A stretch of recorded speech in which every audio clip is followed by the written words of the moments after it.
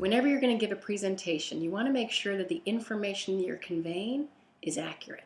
So whether it's a fact, or whether it's a quote, or whether it's someone's name that you're pronouncing, make sure that you've done your homework so that you know you're on target. I'll give you 3 examples.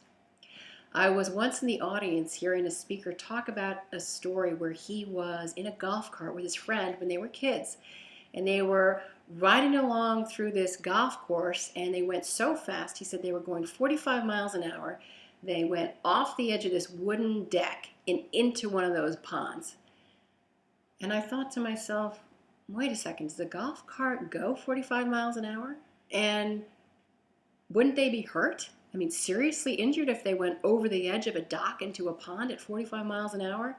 So he goes on to tell the story about how they hopped out and they were laughing and joking. And my mind, for the next 30 to 60 seconds of his speech, is in that area of doubt. Now his credibility is in question. I'm wondering, is that true? Is he exaggerating?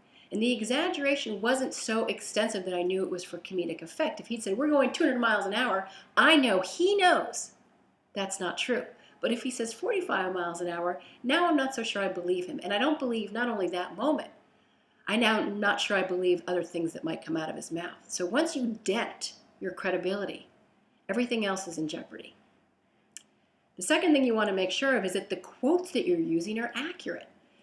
Again, another speaker I heard was once talking about the famous quote, God is in the details. And so she sets up this quote and she looks at her audience and she says, as the famous painter Van Gogh said, God is in the details.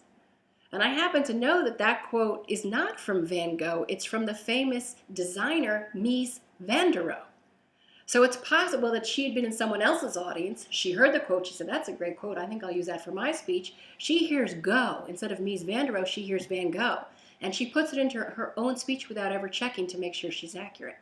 So again, now she's in a little bit of a credibility gap for her own presentation in her audience.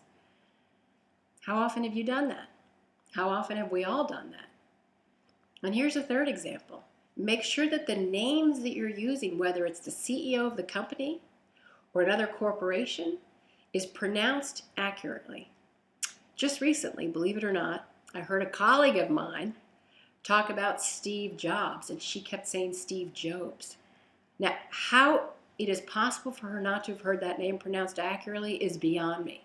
But there she was saying Steve Jobs, Steve Jobs. So make sure that whatever it is, your facts, your quotes, or your pronunciation are all accurate so that you can keep that sense of stability and stature for your audience.